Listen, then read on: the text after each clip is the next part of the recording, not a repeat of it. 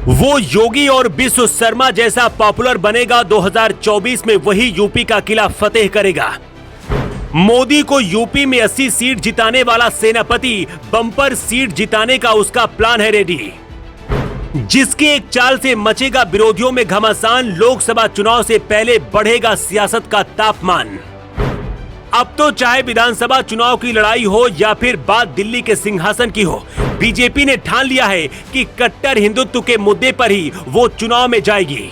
नरेंद्र मोदी के बाद योगी आदित्यनाथ ने अगर लोकप्रियता के शिखर को छुआ है तो इसके पीछे हिंदुत्व सबसे बड़ी वजह है। और अब हिंदुत्व के दम पर पॉपुलैरिटी का नया शिखर छूने यूपी के डिप्टी सीएम केशव प्रसाद मौर्य निकल पड़े हैं। मौर्य के समर्थक दावा कर रहे हैं कि अगर उनका ये प्रयोग सफल रहा तो 2024 में यूपी में बहुत बड़ा राजनीतिक चेहरा बन जाएंगे। तो चलिए बिना देर किए आपको बताते हैं कि आखिर केशव प्रसाद मौर्य ने किस मुद्दे को पकड़ा है और क्यों ये कहा जा रहा है कि केशव प्रसाद मौर्य अब योगी आदित्यनाथ की तरह पॉपुलर होने वाले हैं।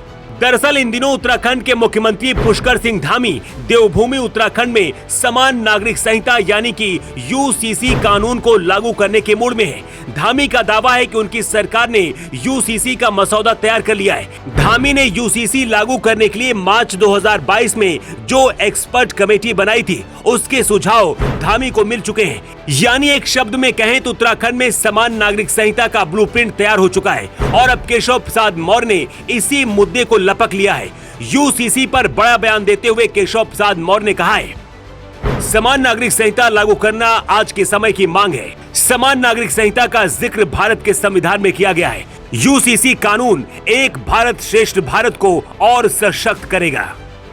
इतना ही नहीं, केशव प्रसाद मौर्य ने ट्वीट करके भी उन लोगों पर निशाना साधा है जो समान नागरिक संहिता यानी कि यूनिफॉर्म सिविल कोड का विरोध कर रहे हैं। 17 जून को केशव प्रसाद मौर्य ने ट्वीट किया कि सेकुलर नेता गजब के दो मुहा हैं जो पंथ निरपेक्ष देश की वकालत करते हैं, लेकिन इसके लिए पंथ निरपेक्ष कानून यानी कि समान नागरिक संहिता का नाम सुनकर बिदकने लगते हैं। भारत का संविधान नहीं है पर्सनल लॉ बोर्ड।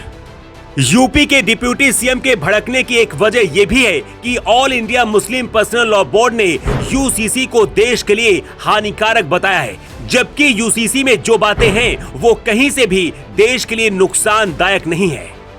जैसे अगर मान लीजिए कि किसी मुस्लिम महिला की मौत हो जाती है और उसके माता पिता का कोई सहारा ना हो तो उसके भरण पोषण की जिम्मेदारी पति की होगी।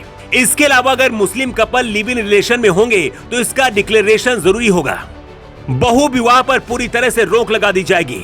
फिर मुस्लिम व्यक्ति एक से ज्यादा शादी नहीं कर पाएंगे। मुस्लिम महिलाओं को गोद लेने का अधिकार भी मिलेगा। उनकी शादी की उम्र भी बढ़ जाएगी। जाहिर है चुनाव की आंच में मुद्दे देश का तापमान बढ़ाएंगे। मुस्लिम वर्ग का कहना है कि यूसीसी का कानून सबका साथ सबका विश्वास के नारे के साथ मजाक है, जबकि बीजेपी और उनके हिंदू वोटर्स का कहना है कि यूसीसी से किसी को दिक्कत नहीं होनी चाहिए। केशव प्रसाद मौर्य ने ये मुद्दा लपक कर बहुत बड़ा तीर चला है।